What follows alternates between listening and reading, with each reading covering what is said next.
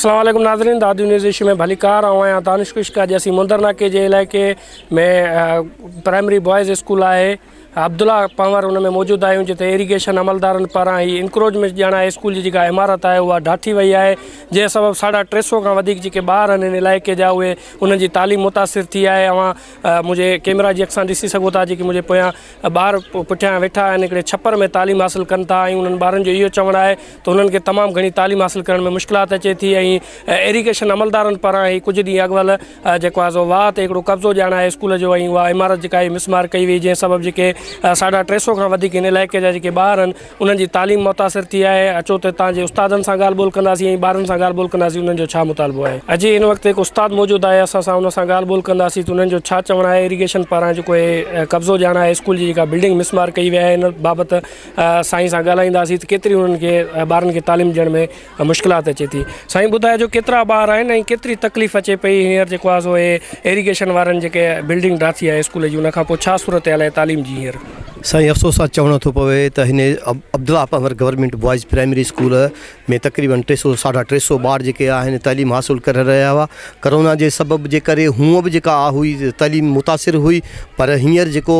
Government जेको आहे encroachment जे हवाले सां इरीगेशन डिपार्टमेंट वारनि हीअ सरकारी हिकिड़ो स्कूल आहे, हिकिड़ो प्राइवेट स्कूल न आहे जंहिंखे हिननि मिसमार करे ऐं हिननि खे माना स्कूल इंतिज़ामिया खे ॿुधाइण खां बग़ैर जेको आहे हीउ कमिरो जेको NGOs वारनि ठाराए ॾिनो उन में जेको फर्नीचर हो उहो बि भॼी पियो, उन में जेको गार्डर टीयर हुआ उहे बि माना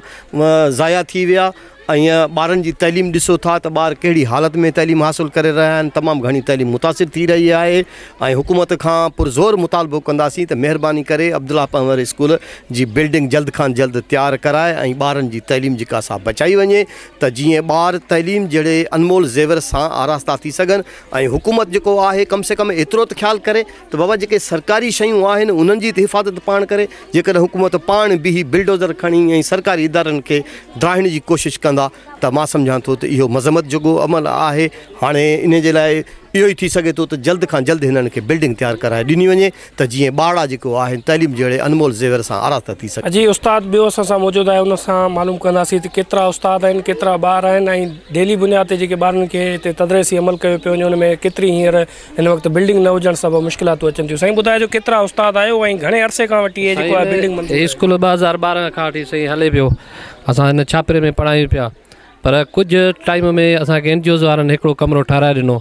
जेको इरीगेशन वारनि बिना कंहिं जवाब जड़ाए असांखे बग़ैर नोटिस जे का ख़बर बि न हुई, अचानक अची जेको किरन खां बीठा आहिनि। हिन स्कूल में 300 खां मथे ॿार पढ़ी रहिया आहिनि, 6 उस्ताद आहिनि ऐं 300 ॿार पढ़ी रहिया आहिनि। छा मुतालबो कंदो साईं? असां हाणे गवर्नमेंट खां इहो मुतालबो कंदासीं सिंध हुकूमत खां महिरबानी करे असांखे स्कूल ठाराए ॾियनि त असांजे जीअं ॿारनि खे तालीम ॾेई सघूं। अॼु तव्हां उस्तादनि जी ॻाल्हि ॿोल ॿुधी उन्हनि जो इहो चवणु आहे त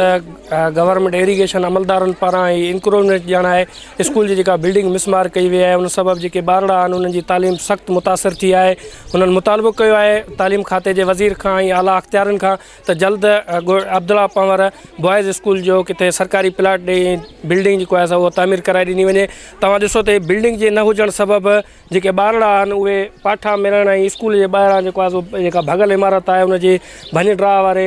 सामान मथां वेठल आहे, जा जेके डेस्कूं आहिनि उहे भॻियूं आहिनि, उन्हनि जे मथां जेके ॿार आहिनि उहे स्कूल जी बिल्डिंग न हुजण सबबि तालीम खां परे आहिनि ऐं उहे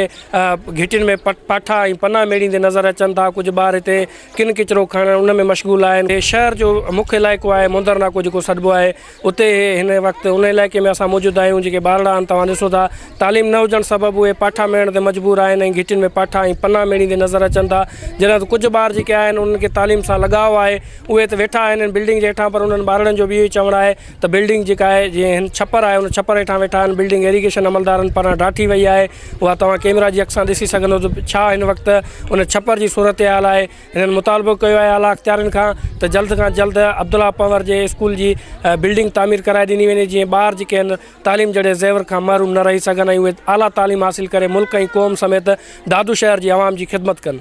कैमरामैन टीम सां गॾु दानिश कुश, दादू इशू। इरीगेशन सां गॾु जेको गॾियल ऑपरेशन हुयो नूबा वटि उते हिकु स्कूल खे ड्रातो वियो आहे, उन स्कूल में 300 खां 350 ॿार पढ़ंदा हुआ आहिनि।